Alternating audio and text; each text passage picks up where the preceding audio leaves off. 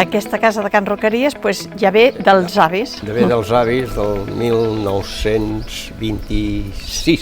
Però al 68, quan ens vam casar, nosaltres aquí feien horta, tot era horta, i nosaltres vam voler fer el nostre propi negoci i vam començar a posar 25 vedells i anar pujant perquè vam veure que era una cosa que anava bé i que era una demanda que hi havia.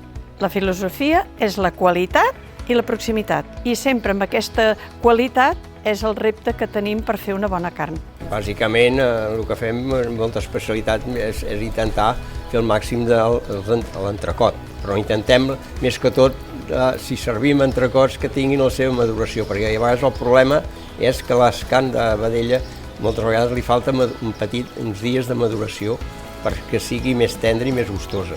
Quan arriben els hi donem la llet, han d'estar al màxim de confort, ben tractats, ben nets, ben d'això, i el seu procés d'anar creixent, i anar menjant i anar creixent, fins que n'arriben a la seva majoria ja amb els seus quilos, i els fills van a l'escorxador, i llavors surt les carns.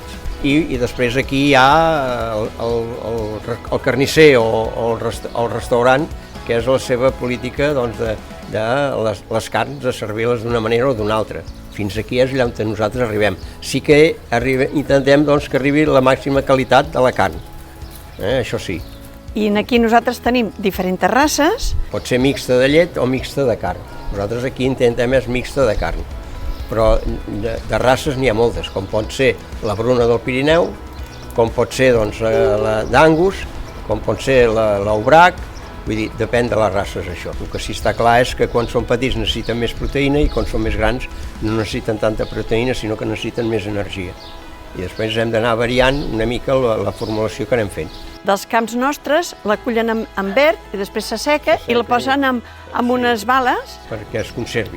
I tot l'any tenim el menjar per equilibrar la dieta, el verd i la grana. Si no és equilibrada, vull dir, l'animal tampoc no està relaxat i tampoc s'engreixa el que té que engreixar-se. Això indica que la qualitat no baixa del cel, te l'has de fer. Però els restaurants que donen carn que realment és de proximitat i de qualitat tenen la clientela assegurada. També això és cert, això també és cert. El repte més important és que el consumidor sàpiga valorar el que és la qualitat i la proximitat. Penso que aquest és el primer repte de tots els consumidors, que al fi i al cap ho som tots.